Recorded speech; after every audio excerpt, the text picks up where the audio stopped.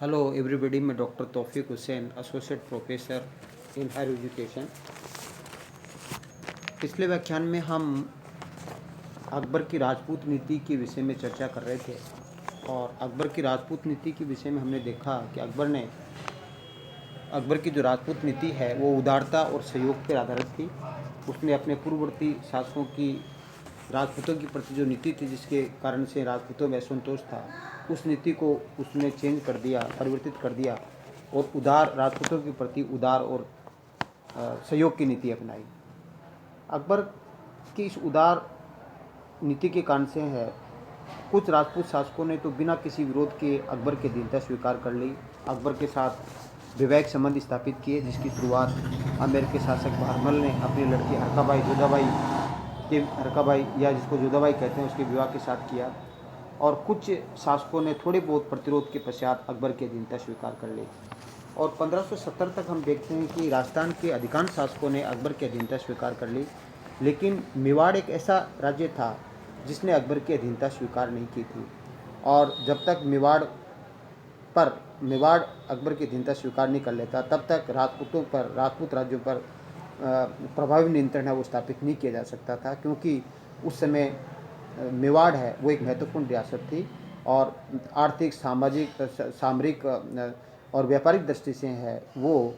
राजनीतिक दृष्टि से है वो मेवाड़ का एक महत्वपूर्ण स्थान था। इसलिए मेवाड़ को है वो इसके अधीन में लाना है वो बहुत ज़रूरी था। अकबर जिस समय अकबर के समय में जो मेवाड़ है उसका शासक है वो महाराणा उदय सिंह थे और महाराणा जो उदय सिंह है उसने अकबर की अधीनता स्वीकार करने से मना कर दिया और इसलिए अकबर ने 1567 के अंदर है वो मेवाड़ पे आक्रमण किया और इसके पीछे और 1568 में उसने चित्तौड़गढ़ को है के दुर्ग को जीत लिया। अकबर के द्वारा है वो चित्तौड़ पे आक्रमण करने का जो प्रमुख कारण तो उसकी साम्राज्यवादी महत्वाकांक्षा थी, लेकिन इसके तात्कालिक कारण भी थे कि अकबर है वो गुजरात को जीतना चाहता था और गुजरात है वो मेवाड़ के बीच में पड़ता था। तो ऐसी स्थिति में गुजरात पर अधिकार करने से पहले मेवाड़ पर अधिकार करना आवश्यक था, इसलिए उसने चित्तौड़ पर आक्रमण किया। मालवा पर अधिकार अकबर करना चाहता था, इसलिए मेवाड़ पर अधिकार करना जरूरी था। और मेड़ता के शासक जो जेमल मेड़तिया है ने अकबर की अधीनता स्वीकार करने से मना कर दिया था और जेमल मेड़तिया और कल्लाजी राठौड़ है वो उदय सिंह के पास चले जाते हैं और उदय सिंह इन दोनों को अकबर को वापस देने से मना कर देता है। तो जेमल मेड़तिया और कल्ला राठौड़ को उदय सिंह के मेवाड़ के शासक उदय सिंह के द्वारा शरण देना और उनको अकबर द्वारा मांगे जाने पर वापस नहीं देना भी प्रमुख कारण था। और एक प्रमुख कारण यह था गुजरात का शासक जो बाज बहादुर था उसको भी उदय सिंह ने शरण दे दी थी और वो अकबर को देने से वापस मना कर दिया था। लेकिन वास्तविक जो कारण था, जो सबसे परमानेंट कारण था, वो अकबर है वो राजपूताना पे अधिकार करना चाहता था और ऐसी स्थिति में मेवाड़ के महत्वपूर्ण जो शक्तिशाली शासक था उस समय का उसको पराजित करना है वो आवश्यक था। तो इन कारणों से अकबर ने है वो मेवाड़ पे 1567 पे आक्रमण किया। लेकिन उदय सिंह है वो अपने जो सेनापति है जो जेमल मेड़तिया है, कल्ला राठौड़ है और पता सिसोदिया है, इसको दुर्ग का भार छोड़ दुर्ग का दायित्व सौंप करके है खुद पहाड़ों के अंदर है वो चला जाता है और पीछे से है वो एक तरह से जो ये तीनों जो व्यक्ति जेमल मेड़तिया, कल्ला राठौड़, पता सिसोदिया है वो अकबर की सेना का वो मुकाबला करते हैं और लेकिन अकबर है इसमें क्योंकि जेमल मेड़तिया, कल्ला राठौड़ है वो एक प्रकार से इतनी बहादुरी दर्शाते हैं कि बाद में अकबर है इन दोनों की मूर्ति हैं वो आगरा के दुर्ग पर है वो के मुख्य द्वार पर लगाता है। और इस समय जेमल मेड़तिया और पता सिसोदिया की जो पत्नी है, जो पता सिसोदिया की पत्नी फूलकंवर के नेतृत्व के अंदर है वो जोर भी होता है और इसमें इसके अंदर एक अकबर की व्यक्तित्व पर एक कलंक भी लगता है, क्योंकि भगवनदास के आदेश पर है वो चित्तौड़ के अंदर कत्लेआम करवाता है अकबर और इससे अकबर से राजपूत नाराज हो जाते हैं। लेकिन बाद में जो पत्ता और कल्ला की मूर्तियां हैं वो जैसे मैंने बताया कि गजारोही मूर्तियां हैं वो आगरा के मुख्य द्वार पर है वो मुख्य द्वार पर लगाता है, लेकिन बाद में औरंगजेब उसको तोड़ा देता है। तो कहने का तात्पर्य है कि 1572 तक जब तक उदय सिंह है वो जिंदा रहा तब तक 28 फरवरी 1572 को गोविंदा के अंदर उदय सिंह की मृत्यु हुई, तब तक है वो उदय सिंह ने जो मेवाड़ का शासक था उसने अकबर की अधीनता स्वीकार नहीं की। जब उदय सिंह की मृत्यु हो जाती है तो ऐसी स्थिति के अंदर है महाराणा प्रताप है वो मेवाड़ के शासक बनते हैं, और महाराणा प्रताप है वो भी अकबर की अधीनता स्वीकार करने से मना कर देता है। तो अकबर जो महाराणा प्रताप जब शासक बनते हैं तो ऐसी स्थिति में अकबर है वो तुरंत है वो उस पर आक्रमण नहीं करता है, अपितु अकबर है वो महाराणा प्रताप को मनाने के लिए है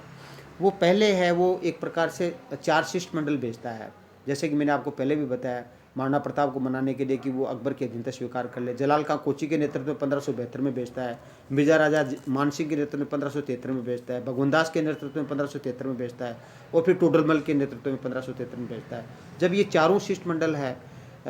अकबर महाराणा प्रताप को अकबर की अधीनता स्वीकार कराने से जब सफल नहीं रहते हैं, तो ऐसी स्थिति के अंदर क्या है कि अकबर है वो ये निर्णय लेता है कि अब शक्ति के द्वारा है, सैन्य शक्ति के द्वारा है वो अकबर है महाराणा प्रताप को है वो एक तरह से है अधीन करने का कार्य करेगा। और इस निर्णय के कारण से है, और महाराणा प्रताप मानसिंह के नेतृत्व के अंदर मुगल सेना और महाराणा प्रताप के मध्य 18 जून 1576 को हल्दी घाटी का युद्ध होता है। और ये युद्ध है हल्दी घाटी का युद्ध है। उस हल्दी घाटी के युद्ध जो 18 जून 1576 को होता है, और इस युद्ध की योजना है वो अकबर उस समय अजमेर में होता है, वो मैगजीन दुर्ग के अंदर इसकी योजना बनाता है। इस हल्दी घाटी के युद्ध को खमनोर का युद्ध भी कहा जाता है, और इसको एक तरह से मेवाड़ की थर्मोपोली कर्नल टोड कहता है, और जो बदायूं है उसको गोगुंदा का युद्ध कहता है, और अबुल फजल है उसको खमनोर का युद्ध कहता है। तो इस तरह से ये हल्दी घाटी का युद्ध है वो 3 अन्य नामों से भी जाना जाता है। तो इससे जो युद्ध है वो ये युद्ध सभी इतिहासकार 18 जून 1576 को मानते हैं, लेकिन कुछ इतिहासकार गोपीनाथ शर्मा वो 21 जून में मानते हैं, लेकिन 18 जून 1576 वो सही मानी जाती है। तो ये जो हल्दी घाटी का युद्ध हुआ, उस हल्दी घाटी के युद्ध के अंदर है अकबर का जो उद्देश्य है, अकबर ने अपनी रूपरेखा है वो अजमेर के दुर्ग के अंदर बनाई, और महाराणा प्रताप ने कुंभलगढ़ के दुर्ग में इसकी योजना बनाता है। और महाराणा प्रताप का अकबर का जो उद्देश्य है महाराणा प्रताप को बंदी बनाना था, जबकि महाराणा प्रताप का इस उद्देश्य ये था कि मेवाड़ी सेना है वो मुगल सेना को पराजित करे। और इन दोनों उद्देश्यों को लेकर के दोनों सेना आमने सामने होती है। एक तरफ है वो मानसिंह के नेतृत्व के अंदर है वो मुगल सेना होती है, और एक दूसरी तरफ है वो महाराणा प्रताप के नेतृत्व के अंदर महाराणा प्रताप जिसमें हकीम का सूर थे उसके प्रमुख सेनापति है, और भील सेनापति पूंजा जी थे, उनके नेतृत्व के अंदर है वो युद्ध होता है। और इस युद्ध के अंदर क्या है कि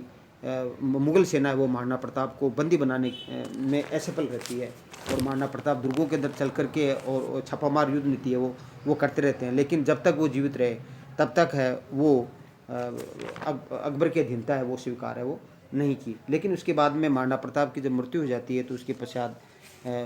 अमर सिंह प्रथम है वो शासक बनते हैं। अमर सिंह प्रथम है वो भी महाराणा प्रताप की अधीनता स्वीकार नहीं करते हैं, लेकिन जहांगीर के शासनकाल के अंदर है वो मेवाड़ है वो मुगलों की अधीनता वो स्वीकार कर लेता है। तो इस तरह से एक मेवाड़ ऐसा प्रांत था जिसने अकबर की अधीनता स्वीकार नहीं की। लेकिन अकबर की जो राजपूत नीति है उसका जो मुख्य परिणाम है वो ये हुआ